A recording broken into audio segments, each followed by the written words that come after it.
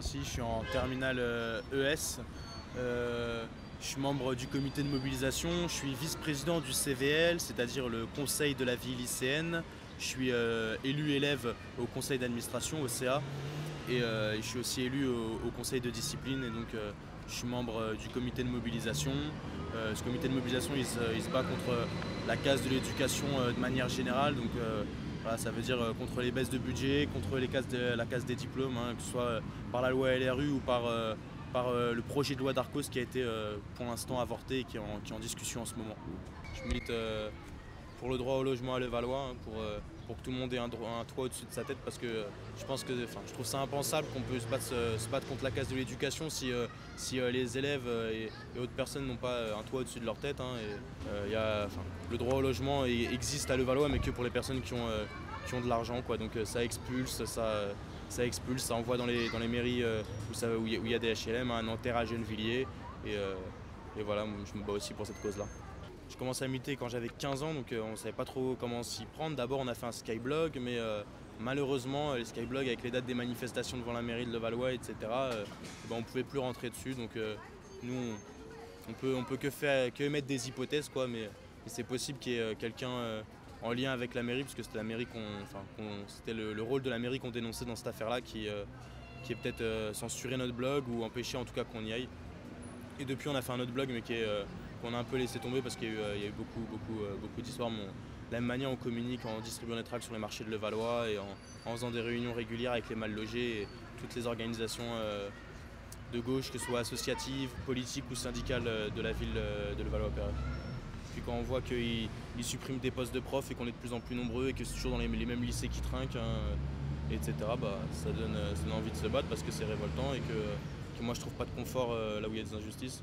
Et pour nous, Internet, ça a été un moyen de communiquer avec les lycéens, voilà, de les tenir au courant des dates de mobilisation, d'assemblée générale, de mettre des copies de nos tracts, etc. Puis même des comptes rendus de journée, par exemple, quand on nous envoyait la police sur le lycée, quand on se mobilisait, quand on manifestait devant le lycée ou quand on le bloquait, et c'était un moyen pour nous de prévenir et d'avertir les gens et puis de susciter le débat sur ces questions-là.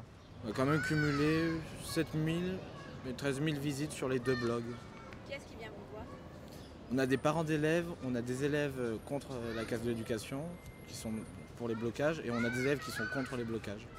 À partir du moment où l'adresse elle est publique, tout le monde va sur ce blog parce que c'est là où il y a les informations, quand on n'a pas le temps d'aller justement de passer un coup de fil aux militants ou aux gens qui sont un peu en première ligne, justement il y a ce blog là et puis qui peut permettre le débat. Voilà, quand il y a une date de manifestation, même pour demander où c'est l'heure, ou pour quand le lycée est bloqué, pour dire que les gens ils sont pas contents que le lycée soit bloqué. Ça permet de susciter un débat, même si c'est pas un débat humain, donc c'est un peu plus compliqué de se parler, parce qu'entre ceux qui n'ont pas d'ordinateur et ceux qui passent leur vie sur internet, il y a des différences entre les lycéens, quoi. Pour communiquer avec les élèves, on fait comme tous les êtres humains, ça veut dire qu'on utilise notre bouche et qu'on parle avec eux. Donc on a un joli mégaphone, on s'est tous cotisés au sein du comité de mobilisation et même en faisant des collectes pendant les AG. Puis on repeint gentiment les murs extérieurs et intérieurs du lycée avec des affiches, des tracts, des affichettes, tout ce qu'on peut. Pour informer les lycéens justement, et après justement le blog il va nous servir à relayer ces informations-là, faire des copier-coller des tracts par exemple, mais voilà, la manière dont on fait circuler l'information c'est de manière humaine, quoi. Puis le mieux c'est en se réunissant nombreux en assemblée générale, parce que c'est là où on peut avoir le plus de débats. On n'est pas franchement dans une complémentarité parce que les deux approches sont très différentes, mais il y a une coexistence de deux canaux d'information. Ce qui a toujours été d'ailleurs, hein, c'était vrai avec le papier aussi, hein, il y a un canal officiel, des entités qui sont en place, qui existent, qui ont une existence démocratique, juridique, etc. Et qui donc, quand elles communiquent, représentent quelque chose. Elles représentent une ville, un département, une région, et donc ses habitants, donc elles ne peuvent pas se permettre de dire n'importe quoi. Et puis à côté, vous avez des moyens d'expression assez libres, beaucoup plus décontractés sur le ton, et puis où les gens peuvent un peu dire ce qu'ils pensent. Mais ça, à la limite, c'est pas franchement nouveau, hein. Ce sont des outils intéressants pour prendre le pouls. Maintenant, nous, on préfère aller à la source. C'est toujours difficile quand on va sur un forum de savoir s'il est vraiment totalement neutre. En plus, j'irai pas jusqu'à vous dire qu'il y a une disproportion entre les personnes de gauche et les personnes de droite en termes de fréquentation de ces forums, mais bon, quand même, globalement, c'est une démarche participative qui est plus dans la fibre militante de gauche que de droite, donc l'information qui est dessus est forcément un petit peu orientée. Le web est devenu un espace d'expression assez impressionnant, avec tous les problèmes que ça pose derrière pour... toutes les informations ne se valent pas sur le web, quoi. Et c'est vrai que c'est parfois un peu difficile de trier dans tout ça. Néanmoins, voilà, on considère que nous, c'est pas notre job. Après, eux, pour nous dire si ça leur plaît ou ça leur plaît pas, ils ont déjà un certain nombre d'outils. Le premier étant quand même le bulletin de vote, hein, je rappelle. Nous, on part du principe que chacun son métier. Nous, on n'est pas nécessairement là pour promouvoir la démocratie sur le web. Il y a plein d'outils qu'ils font.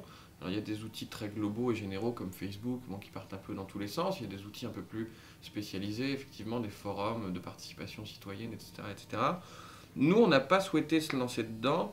D'abord parce que c'est pas qu'un problème philosophique, il y a aussi des problèmes techniques derrière. Ce sont des outils qui, à administrer, sont assez lourds et demandent surtout une veille, mais quasi quotidienne, pour vérifier que les propos qui sont tenus ne sont pas outranciers, qui ne dépassent pas certaines règles, etc., etc. Donc il y a quand même derrière beaucoup de logistique en termes de moyens.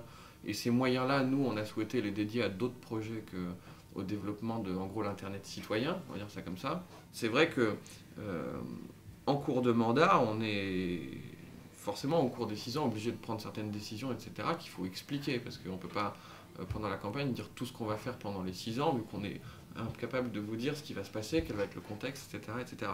Donc, c'est là que nous, on intervient, effectivement, pour expliquer aux gens ce qui est fait, pourquoi les décisions sont prises, à quoi est-ce qu'elles correspondent, et puis après, vous inquiétez pas, quand ça leur plaît pas, ils savent le dire.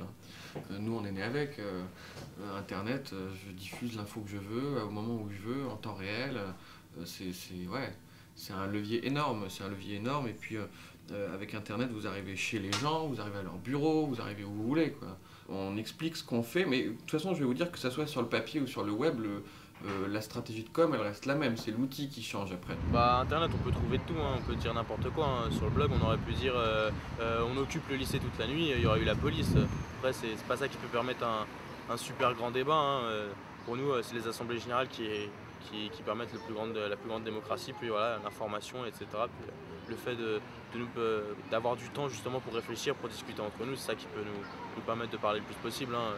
Des clics derrière un clavier, c'est pas ça qui peut permettre le plus de démocratie, mais c'est le dialogue entre tout le monde, quoi. Donc le web, c'est un outil formidable qui nous a apporté beaucoup de choses, mais qui reste jamais qu'un complément des autres outils, quoi. On passera jamais au tout web, non, je ne pense pas. En définitive, Internet a marqué un tournant dans la vie citoyenne en donnant la parole au peuple et en offrant la possibilité à ses usagers, tant officiels qu'officieux, de balancer l'info en temps réel.